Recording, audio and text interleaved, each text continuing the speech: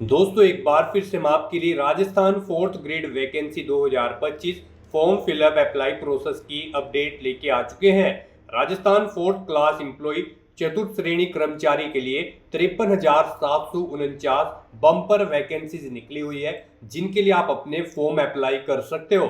Last date की update है, केवल 2 दिन शेष रह गए हैं। आप जल्द से जल्द अपने फॉर्म फिल कर ले, कहीं मौका हाथ से छूट न जाए। ऑनलाइन आवेदन करते समय आपको कोई भी ऐसी गलती या फिर मिस्टेक नहीं करनी होगी जिसको करने से आपके फॉर्म रिजेक्ट हो सकते हैं। आवेदन करते समय आपको कुछ महत्वपूर्ण बातों का भी ध्यान रखना होगा, तभी आपके फॉर्म सक्सेसफुली सबमिट हो पाएंगे।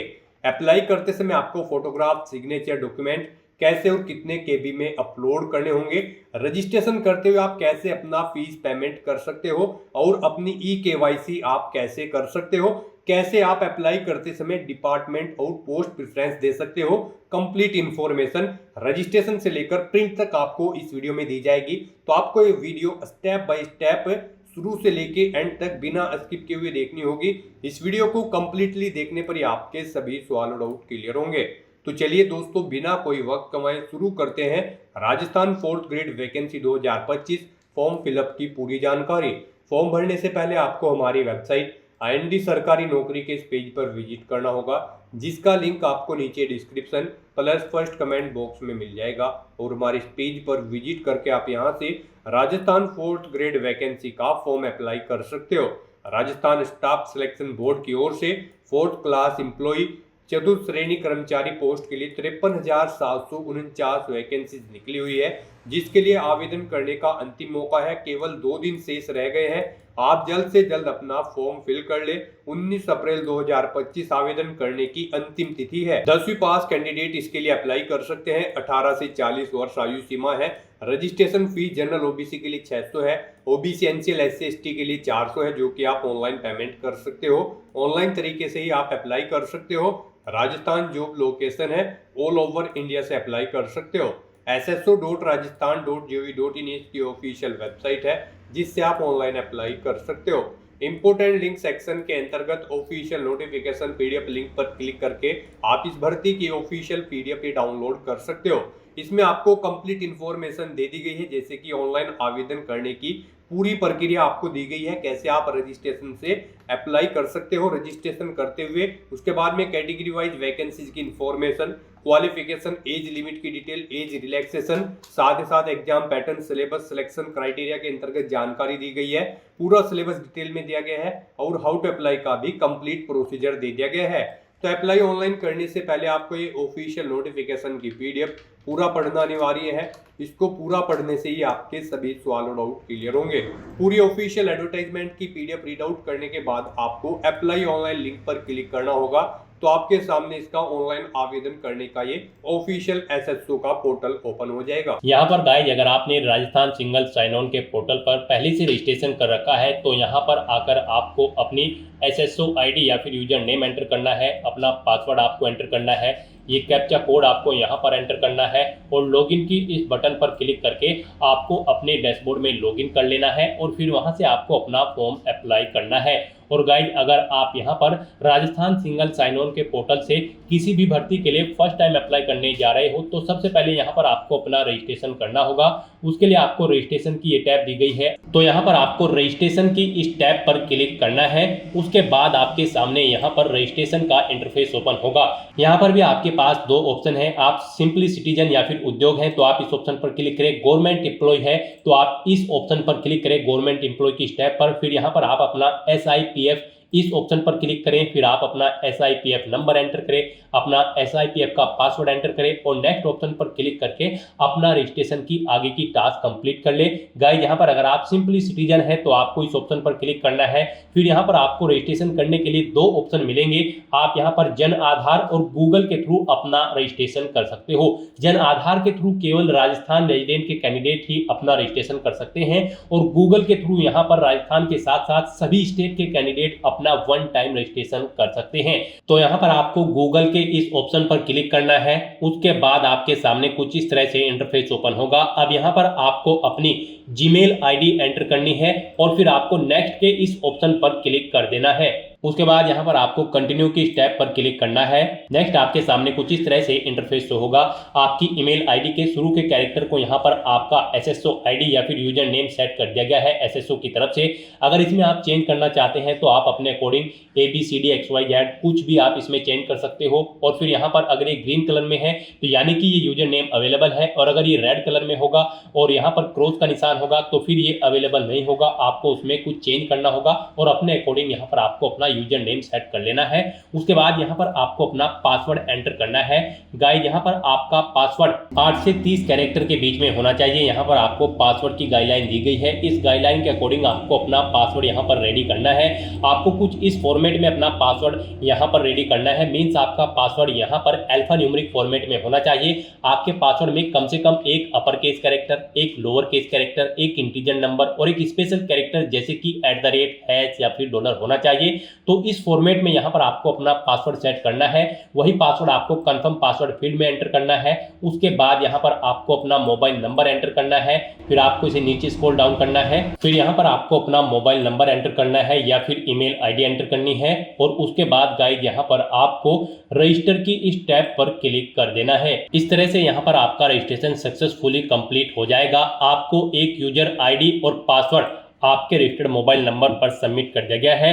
आपको उसे केयरफुली नोट डाउन करके रख लेना है फ्यूचर यूज के लिए। और यहाँ पर अब आपको ओके के इस बटन पर क्लिक करना है। नेक्स्ट आपके सामने कुछ इस तरह से इंटरफेस ओपन होगा। गाइस यहाँ पर अब आपको अपनी एसएसओ आईडी या फिर यूजर नेम एंटर करना है।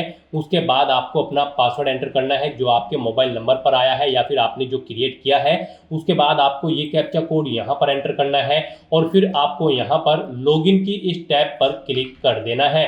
और गाइस यहाँ पर अगर आप अपनी एसएसओ आईडी भूल गए हैं या फिर पासवर्ड भूल गए हैं तो यहाँ पर आप I forget my digital identity SSO ID के सामने क्लिक हियर के इस लिंक पर क्लिक करें और फिर यहाँ पर आप अपनी बेसिक डिटेल्स प्रोवाइड कराते हुए अपनी एसएसओ आईडी गेट कर लें। पासवर्ड भूल चुके हैं तो उसके लिए भी आप क्लिक हियर के इस लिंक पर क्लिक करके अपना पासवर्ड गेट कर सकते हैं। अगर मल्टीपल एसएसओ आईडी है तो आप क्लिक हियर टू मर्ज इस ऑप्शन पर क्लिक करके अपनी एसएसओ आईडी यहाँ पर मर्ज कर सकते हैं।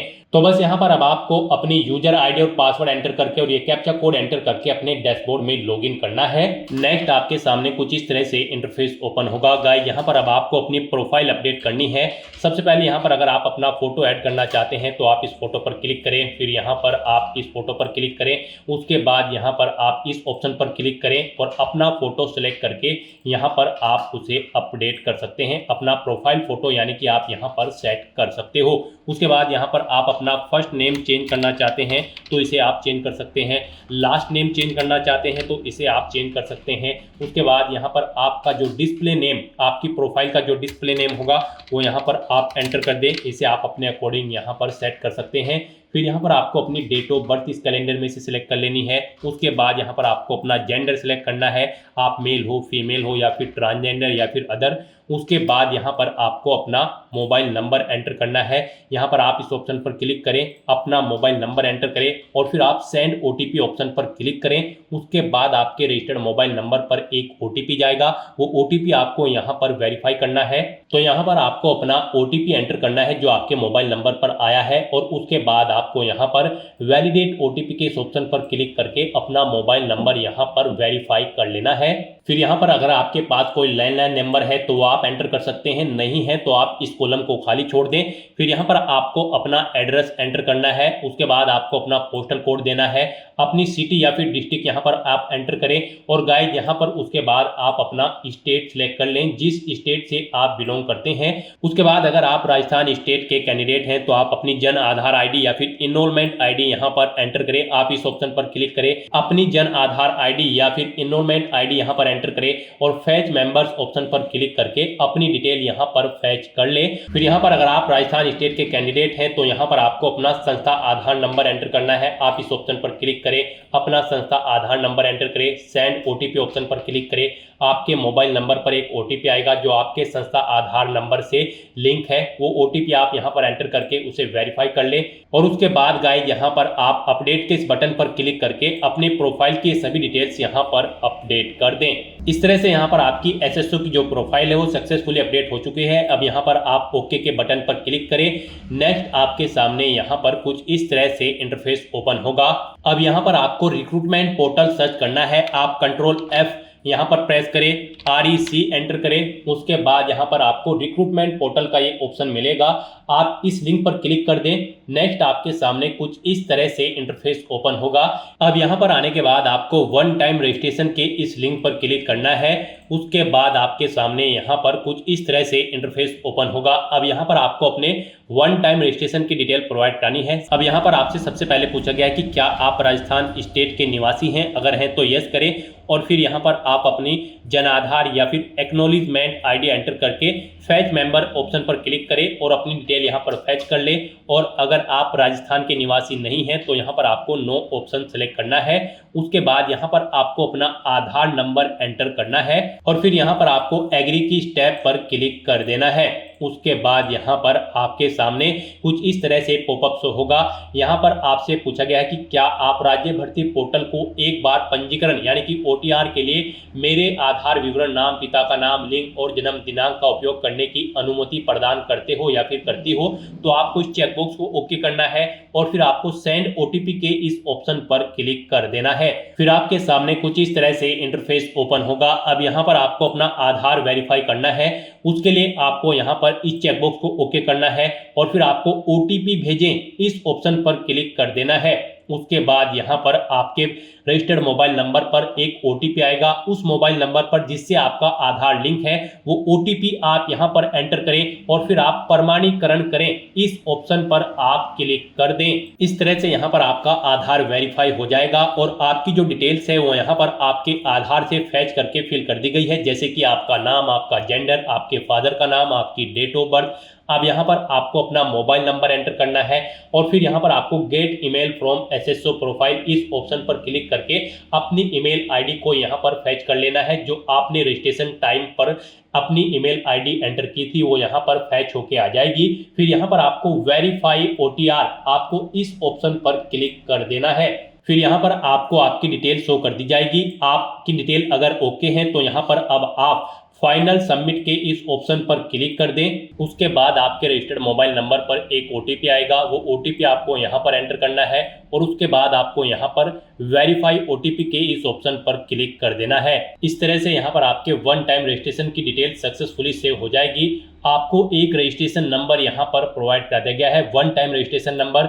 आपको इसे केयरफुली नोट डाउन करके रख लेना है फ्यूचर यूज के लिए। और यहाँ पर अब आपको ओके के इस बटन पर क्लिक करना है। फिर आपको आपके OTR के इसी इंटरफेस पर आपको रिडायरेक्ट कर दिया जाएगा। यहाँ पर आपकी OTR की सभी डिटेल्स वेरीफाई हो चुकी है। आपको एक रजिस्ट्रेशन नंबर जो वहां पर दिया गया था वो रजिस्ट्रेशन नंबर यहाँ पर भी शो कर दिया गया है। आपको इसे केयरफुली नोट डाउन करके रख लेना है फ्यूचर यूज के लिए। अब गाइस यहाँ पर आपको अपना फीस पेमेंट करना है। नेक्स्ट स्टेप आपका फीस पेमेंट का होगा।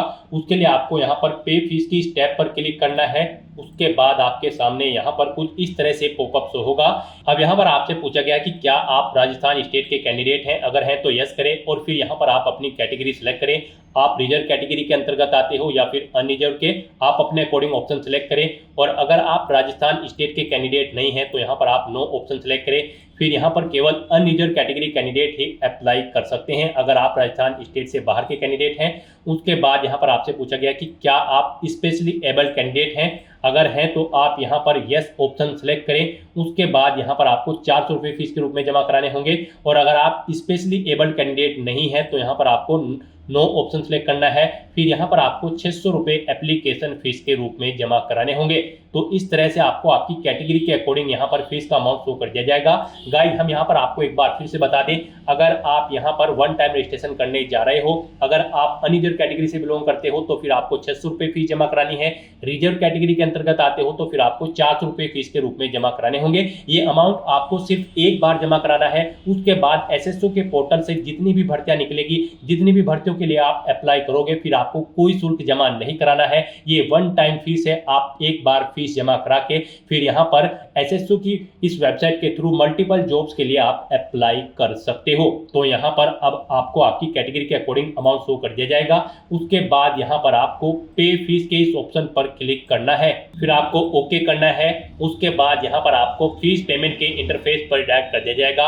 यहाँ पर आपके पास 3 चॉइस है, आप 3 तरह से अपना फीस पेमेंट कर सकते हो, नेट बैंकिंग के थ्रू, एग्रीगेटर के थ्रू या फिर QR कोड पेमेंट के थ्रू। यहाँ पर सबसे बेस्ट ऑप्शन आपके लिए QR कोड पेमेंट रहेगा। आप यहाँ पर इस ऑप्शन को सिलेक्ट करें, फिर यहाँ पर आप फोन पे ऑप्शन सेलेक्ट करें और पे नाउ के इस ऑप्शन पर क्लिक कर दें। उसके बाद गाइस यहाँ पर आपको फीस पेमेंट के इंटरफेस पर डायरेक्ट किया जाएगा।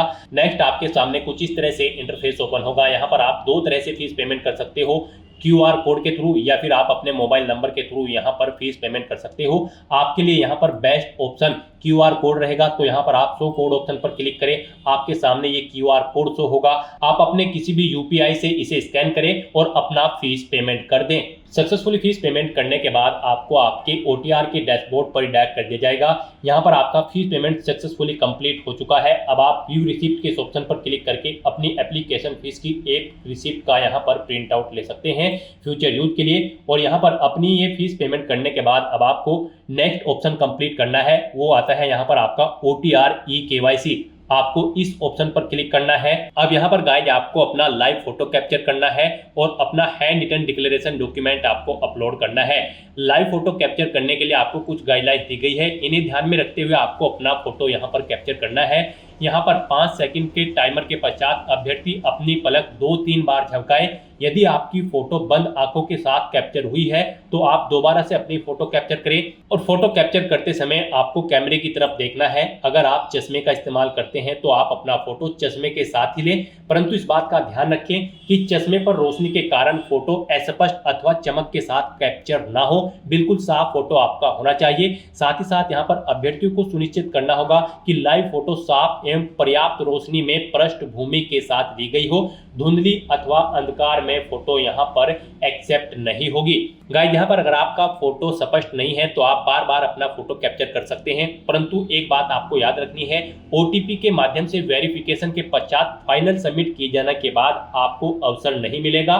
उससे पहले ही आपको अपना फोटो यहाँ पर कैप्चर कर लेना है, फिर आप चेंज नहीं कर पाओगे। तो यहाँ पर इन दिशा निर्देश को रीड करने के बाद आपको इस चेकबॉक्स को ओके करना है। उसके बाद आपको टेक फोटो इस ऑप्शन पर क्लिक करना है। तो यहाँ पर अपना फोटो कैप्चर करने के बाद फिर आपको अपना hand written declaration document upload करना है। उसके लिए यहाँ पर आपको फॉर्मेट दिया गया है, आप सैंपल फाइल के इस लिंक पर क्लिक करें। नेक्स्ट आपके सामने यहाँ पर ये PDF ओपन हो जाएगी। गाइस यहाँ पर आपको इस PDF का एक हार्ड कॉपी प्रिंट आउट ले लेना है और उसके बाद आपको उस हार्ड कॉपी प्रिंट आउट पर अपना नाम मेंशन करना है, अपने फादर का नाम मेंशन करना है, अपनी डेट ऑफ बर्थ देनी है, यहाँ पर आपको अपने हस्ताक्षर करने हैं और उसके बाद आपको ये कंप्लीट डाटा फिर यहाँ पर मेंशन कर देना है अपने हाथ से ब्लू इंक पेन से। और उसके बाद यहाँ पर आपको अपने सिग्नेचर कर देने हैं। फिर ऐसे ही आपको यहाँ पर इंग्लिश में भी अपनी राइटिंग देनी है। उसके लिए यहाँ पर आपको इंग्लिश का परफॉर्मा दिया गया है। यहाँ पर भी आने के बाद आपको फिर अपना नाम एंटर करना है इंग्लिश में, अपने फादर का नाम एंटर करना है इंग्लिश में, अपनी डेट ऑफ बर्थ देनी है और फिर यहाँ पर आपको अपने सिग्नेचर करने हैं। और उसके बाद आपको ये कंप्लीट डाटा फिर अपने हैंड से ब्लू इंक पेन से आपको फिर दोबारा से इंग्लिश में यहाँ पर राइट कर देना है। उसके बाद गाइस यहाँ पर आपको अपनी SSO ID एंटर करनी है, अपना OTR वन टाइम रजिस्ट्रेशन का जो नंबर आपको मिला है वो रजिस्ट्रेशन नंबर यहाँ पर आपको एंटर करना है, अपना परमानेंट एड्रेस आपको यहाँ पर मेंशन कर देना है और यहाँ पर आपको अपने सिग्नेचर कर देने हैं। इस तरह से आपको अपना ये हैंड रिटन डिक्लेरेशन डॉक्यूमेंट तैयार कर लेना है और फिर इसका आपको फोटो खींचकर अपने कंप्यूटर में सेव कर लेना है, यानी कि इसकी एक सॉफ्ट कॉपी। और फिर आपको अपना वो डॉक्यूमेंट यहाँ पर अपलोड करना होगा।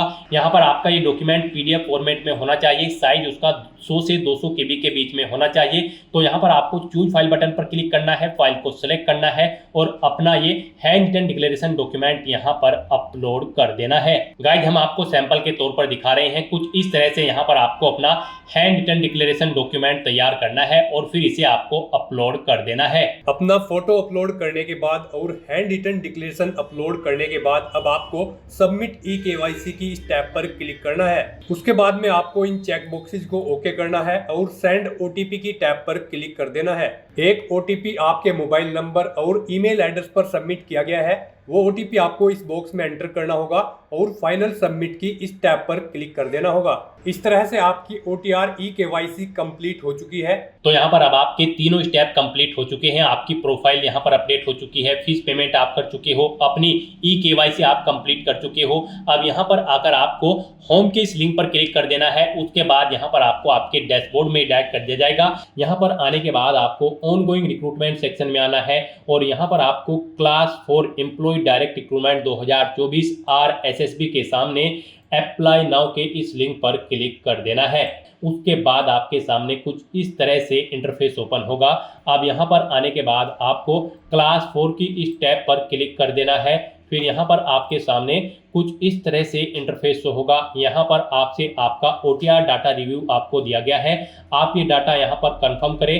अगर अपडेट करना चाहते हैं तो आप अपडेट के बटन पर क्लिक करके अपडेट कर सकते हैं। सभी चीज़ें ओके हैं तो यहाँ पर अब आप प्रोसीड की इस टैब पर क्लिक करें और उसके बाद यहाँ पर आपके सामने कुछ इस तरह से इंटरफेस ओपन हो जाएगा। यहाँ पर आपका एप्लीकेशन फॉर्म स्टार्ट हो चुका है।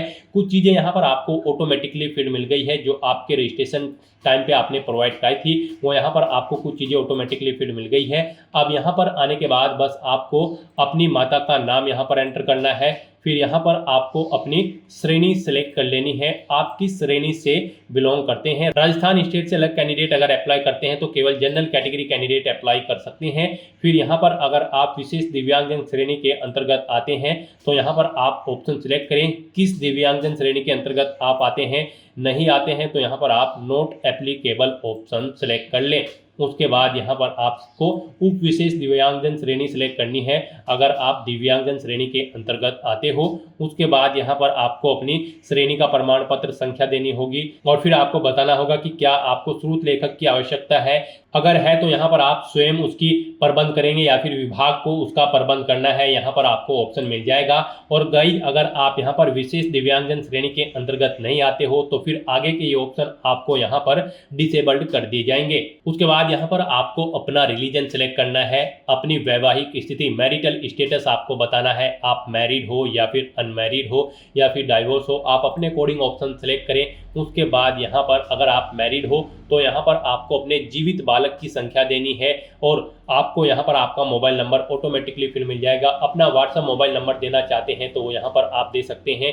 आपके पास जन आधार ID है तो वो आप यहाँ पर एंटर कर सकते हैं, नहीं है तो इस कॉलम को आप खाली छोड़ दें। गाइस यहाँ पर जिन कॉलम के सामने रेड कलर का स्टार बना हुआ है उनमें आपको डिटेल्स देनी मस्ट है और जिनमें नहीं बना हुआ है वो ऑप्शनल है, आप उनकी डिटेल चाहे तो दें चाहे या फिर न दें।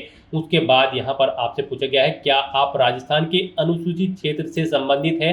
अगर हैं तो आप यस करेंगे, नहीं तो आप नो ऑप्शन यहाँ पर सिलेक्ट करेंगे। अगर आप राजस्थान स्टेट से बाहर के कैंडिडेट हैं उसके बाद यहाँ पर आपको अपना कोरोस्पोंडेंस एड्रेस एंटर करना है। कोरोस्पोंडेंस एड्रेस में आपको अपना स्टेट चुनना है, अपना डिस्ट्रिक्ट चुनना है, शहर या फिर गाँव का नाम देना है, अपना पिन कोड देना है, अपना फ़ोन नंबर देना है, ये ऑप्शनल है। इस तरह से अपनी डिटेल्स फिल करने के बाद अब गाइज यहाँ पर आपको नेक्स्ट के इस ऑप्शन पर क्लिक कर देना है। फिर आपसे पूछा गया है जो मोबाइल नंबर और ईमेल आईडी आपने दी है क्या वो करेक्ट है। अगर करेक्ट है तो यहाँ पर आप यस के इस ऑप्शन पर क्लिक करें। बेसिक डिटेल्स प्रोवाइड कराने के बाद अब आपको अपनी पर्सनल डिटेल्स यहाँ पर देनी है। सबसे पहले यहाँ पर आपको अपनी नेशनलिटी सिलेक्ट कर लेनी है। फिर यहाँ पर आपको अपना स्टेट सेलेक्ट कर लेना है। उसके बाद यहाँ पर आपको अपना डिस्ट्रिक्ट सेलेक्ट कर लेना है। फिर आपसे पूछा गया है कि क्या आप इंडिया में कहीं बाहर से सेटल्ड हुए हैं। अगर हुए हैं तो आप यहाँ पर यस करें और फिर किस देश से आप सेटल्ड हुए हैं उस देश का नाम आप यहाँ पर सिलेक्ट करें और अगर आप इंडिया से ही हैं तो यहाँ पर आपको नो ऑप्शन सेलेक्ट करना है। उसके बाद आपसे पूछा गया है कि क्या आप भूतपूर्व सैनिक हैं। अगर हैं तो आप यहाँ पर यस ऑप्शन सेलेक्ट करें और फिर अपना सर्विस का स्टेटस बताएं, आप रिटायर्ड है या फिर सर्विस पर हैं। अगर सर्विस पर है तो फिर यहाँ पर आपको अपना NOC लेटर नंबर देना है, डेट ऑफ NOC यहाँ पर आपको सिलेक्ट करनी है और अगर आप रिटायर्ड हो चुके हैं तो रिटायर्ड ऑप्शन सेलेक्ट करें। फिर आपको अपना PPO नंबर देना है, डेट ऑफ रिटायरमेंट यहाँ पर आपको सिलेक्ट करनी है और अगर आप भूतपूर्व सैनिक नहीं है तो यहाँ पर आपको नो ऑप्शन सेलेक्ट करना है। आगे की डिटेल आपको डिसेबल्ड कर दी जाएगी। उसके बाद आपसे पूछा गया कि क्या आप स्पोर्ट पर्सन हैं। अगर हैं तो यहाँ पर आप यस ऑप्शन सेलेक्ट करें। स्पोर्ट पर्सन किस टाइप से हैं आप, नेशनल या फिर इंटरनेशनल लेवल के, आप अपने अकॉर्डिंग ऑप्शन सेलेक्ट करें और अगर आप नहीं हैं स्पोर्ट पर्सन तो आपको नो ऑप्शन सेलेक्ट करना है। फिर यहाँ पर आपसे पूछा गया कि क्या आप मौजूदा सरकारी विभाग या फिर सार्वजनिक उपक्रम कर्मचारी हैं। अगर हैं तो आप यहाँ पर यस करें और फिर यहाँ पर डिपार्टमेंट का नाम एंटर करें, नहीं है तो आप नो ऑप्शन सेलेक्ट कर लें। उसके बाद आपसे पूछा गया कि क्या आप एज में एडिशनल इलेक्शन चाहते हैं। अगर यहाँ पर एडिशनल इलेक्शन एक्स प्रिजनर यानी कि जेलर को मिलेगा, एनसीसी कैडेट इंस्ट्रक्टर को मिलेगा, आर्मी कैंडिडेट को मिलेगा। यहाँ पर अगर आपको नहीं चाहिए एज में इलेक्शन तो फिर आपको नॉट एप्लीकेबल ऑप्शन सिलेक्ट करना है। इस तरह से अपनी ये डिटेल फिल करने के बाद अब आपको नेक्स्ट के इस ऑप्शन पर क्लिक कर देना है। नेक्स्ट गाइस, यहाँ पर आपको अपनी एजुकेशनल क्वालिफिकेशन और एक्सपीरियंस की डिटेल देनी है। यहाँ पर आपको सबसे पहले इस चेकबॉक्स को ओके करना है। उसके बाद यहाँ पर आपको अपनी क्वालिफिकेशन की डिटेल देनी है। यहाँ पर ग्रेड 4 की इस पोस्ट पर अप्लाई करने के लिए आपका 10वीं क्लास पास आउट होना जरूरी है। किसी वेल रिकॉग्नाइज्ड बोर्ड या फिर स्कूल से 10वीं पास कैंडिडेट यहाँ पर इस भर्ती में पार्टिसिपेट करने के लिए एलिजिबल हैं, अप्लाई कर सकते हैं। तो यहाँ पर आपको अपनी 10वीं क्लास की डिटेल देनी है। पहले यहाँ पर आपको सब्जेक्ट ग्रुप देना है। आपके पास 10वीं में साइंस था, आर्ट था, कॉमर्स थी। आप अपने अकॉर्डिंग यहाँ पर अपना सब्जेक्ट ग्रुप एंटर करें। फिर यहाँ पर आपको बोर्ड का नाम देना है, किससे आपने अपनी 10वीं क्लास पास आउट की है। फिर यहाँ पर आपको अपना 10वीं क्लास का रोल नंबर देना है। रिजल्ट का परिणाम आपको बताना है। आपका जो रिजल्ट है वो सीजीपीए में आया था, ग्रेड में, परसेंटेज में या फिर अवेटेड है। यानी कि यहाँ पर 10वीं क्लास में अगर आप अपेयर हो तब भी आप इस भर्ती में अप्लाई कर सकते हो अगर आपका रिजल्ट अवेटेड है। तो यहाँ पर आप अपने अकॉर्डिंग ऑप्शन सेलेक्ट करें। उसके बाद यहाँ पर आपको पासिंग ईयर देना है, कब आपने अपनी 10वीं क्लास पास आउट की है, फिर कितने % मार्क्स आपने ऑब्टेन किए हैं वो यहाँ पर आप एंटर करें। उसके बाद यहाँ पर अगर आपने अपनी 12वीं क्लास पास आउट कर रखी है तो उसकी डिटेल भी आप ऐसे ही प्रोवाइड कर सकते हैं। कोई आपके पास डिप्लोमा है तो उसकी डिटेल दें। ग्रेजुएशन या फिर पोस्ट ग्रेजुएशन या फिर कोई और क्वालिफिकेशन आपके पास है तो उसकी डिटेल भी आप सेम ऐसे ही यहाँ पर प्रोवाइड करा सकते हो। तो इस तरह से यहाँ पर आपको अपनी एजुकेशनल क्वालिफिकेशन की डिटेल फिल कर देनी है और उसके बाद आपको नेक्स्ट के इस ऑप्शन पर क्लिक कर देना है। नेक्स्ट यहाँ पर आपको अपना फोटो और सिग्नेचर अपलोड करने हैं। यहाँ पर आपके फोटो का साइज 50 KB से 100 KB के बीच में होना चाहिए। सिग्नेचर का भी 20 KB से 50 KB के बीच में होना चाहिए और यहाँ पर आपकी ये सिग्नेचर और फोटो JPG या फिर JPEG फॉर्मेट में होने चाहिए। तो यहाँ पर अब आपको अपना फोटो और सिग्नेचर अपलोड करने हैं। यहाँ पर आकर आपको चूज फाइल बटन पर क्लिक करना है, फाइल को सिलेक्ट करना है और 1 बाय 1 करके आपको अपना फोटो और सिग्नेचर यहाँ पर अपलोड कर देने हैं। उसके बाद यहाँ पर अगर आपकी बॉडी पर कहीं कोई कट या तिल का निशान है तो उस पैलेस का नाम आप यहाँ पर एंटर करें, नहीं है तो यहाँ पर आप नो मार्क एंटर कर दें। इस तरह से अपना फोटो और सिग्नेचर यहाँ पर अपलोड करने के बाद बस अब आपको नेक्स्ट के इस ऑप्शन पर क्लिक कर देना है। नेक्स्ट यहाँ पर आपको अपनी पोस्ट के डिपार्टमेंट सिलेक्ट करने हैं। यहाँ पर आप किस डिपार्टमेंट को फर्स्ट नंबर पर प्रेफरेंस देना चाहते हैं। यहाँ पर आपके पास 3 चॉइसेस हैं। आप जिसे फर्स्ट नंबर पर प्रेफरेंस देना चाहते हैं उस डिपार्टमेंट को यहाँ पर आप फर्स्ट नंबर पर सिलेक्ट करें। जिसे आप सेकंड नंबर पर प्रेफरेंस देना चाहते हैं उसे सेकंड नंबर पर सिलेक्ट करें। जिसे थर्ड नंबर पर प्रेफरेंस देना चाहते हैं उसे आप थर्ड नंबर पर यहाँ पर सिलेक्ट कर लें। इस तरह से यहाँ पर आपके पोस्ट डिपार्टमेंट की प्रेफरेंस आपको सेट कर देनी है और उसके बाद गाइस यहाँ पर आपको नेक्स्ट के इस ऑप्शन पर क्लिक करना है। नेक्स्ट आपको आपके एप्लीकेशन फॉर्म का पूरा प्रीव्यू यहाँ पर शो कर दिया गया है। आप सभी डिटेल्स केयरफुली चेकआउट करें। कहीं पर कोई मिस्टेक है तो आप अपडेट बटन पर क्लिक करके अपडेट कर लें और अगर कोई मिस्टेक नहीं है तो यहाँ पर आप इस चेकबॉक्स को ओके करें और फिर गाइस यहाँ पर आप फाइनल सबमिट के इस ऑप्शन पर क्लिक कर दें। उसके बाद आपके सामने ये पॉपअप शो होगा। यहाँ पर आकर आपको इस चेकबॉक्स को ओके करना है, फिर आपको सेंड OTP के ऑप्शन पर क्लिक कर देना है। उसके बाद आपके रजिस्टर्ड मोबाइल नंबर और ईमेल आईडी पर एक OTP सबमिट किया गया है। वो OTP आपको यहाँ पर एंटर करना है और उसके बाद यहाँ पर आपको वेरीफाई OTP के ऑप्शन पर क्लिक कर देना है। इस तरह से यहाँ पर आपका एप्लीकेशन फॉर्म सक्सेसफुली सबमिट हो चुका है। अब यहाँ पर प्रिंट के इस ऑप्शन पर क्लिक करके आप अपने एप्लीकेशन फॉर्म का एक हार्ड कॉपी प्रिंट आउट ले सकते हो। फ्यूचर यूज के लिए, फ्यूचर रेफरेंस के लिए आप माय रिक्रूटमेंट के सेक्शन में जाकर चेकआउट कर सकते हो। यहाँ पर आपका एप्लीकेशन फॉर्म का स्टेटस आपको शो कर दिया जाएगा। आपका एप्लीकेशन फॉर्म सक्सेसफुली सबमिट हो चुका है। यहाँ से भी आप व्यू एप्लीकेशन ऑप्शन पर क्लिक करके अपने एप्लीकेशन फॉर्म को चेकआउट कर सकते हो। तो दोस्तों ऐसे आप राजस्थान स्टाफ सिलेक्शन बोर्ड 53,749 चतुर्थ श्रेणी कर्मचारी के खाली पदों के लिए अपना फॉर्म अप्लाई कर सकते हो बिना कोई मिस्टेक किए हुए। आज की इस वीडियो में बस इतना ही। आई होप ये वीडियो आपको पसंद आई होगी। अगर पसंद आई हो तो इसे लाइक और शेयर करें। चैनल पर नए हो तो इसे सब्सक्राइब कर लें। Thanks for watching.